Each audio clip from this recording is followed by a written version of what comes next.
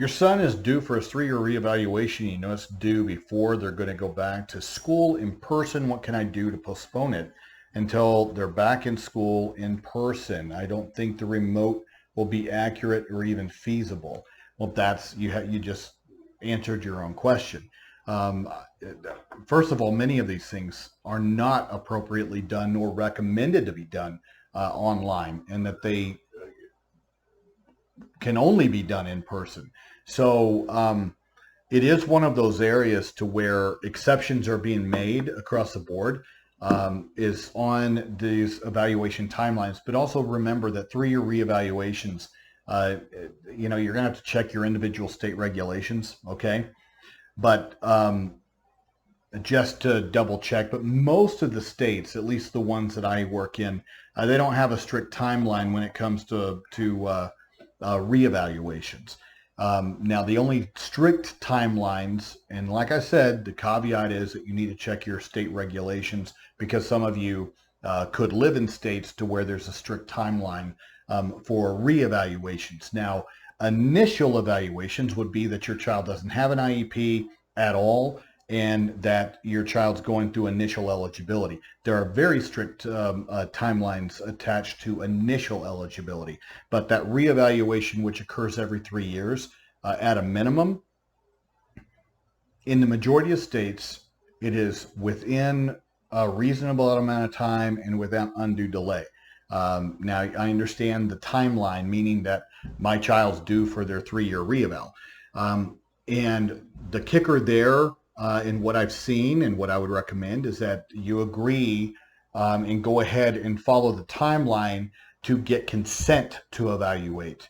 And as far as that being the marker of you consenting, the team consenting to the evaluations, and then at that point, making a determination of what evaluations and assessments that are going to be completed during that reeval.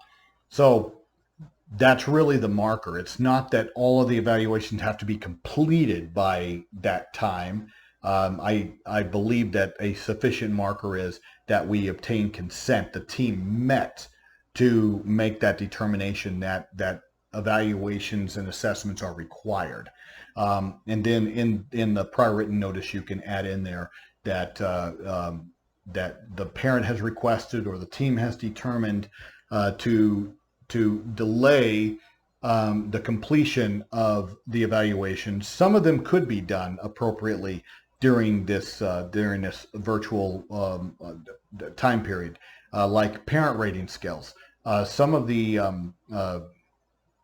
was going to say some of the teacher rating scales, but many of them require that they know the child for a set period of time, like 6 to 9 weeks. So not necessarily that. But some of those things could feasibly be done.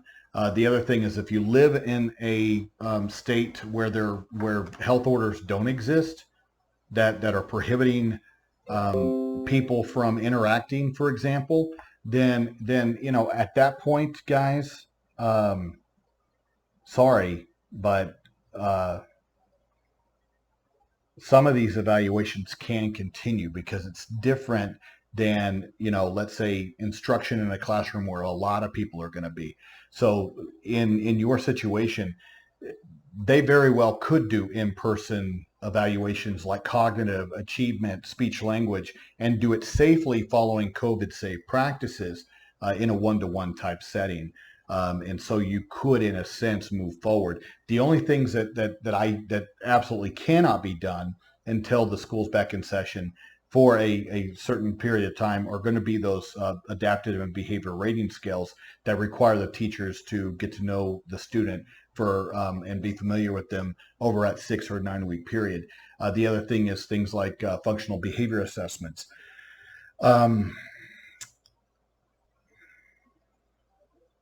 That's about it. But a lot of the cognitive speech language OT, those things could be completed now, even if your child's in a virtual setting, if you are okay with, let's say, having those assessments done, let's say at the administrative building or some other agreed upon location where COVID safe practices could occur.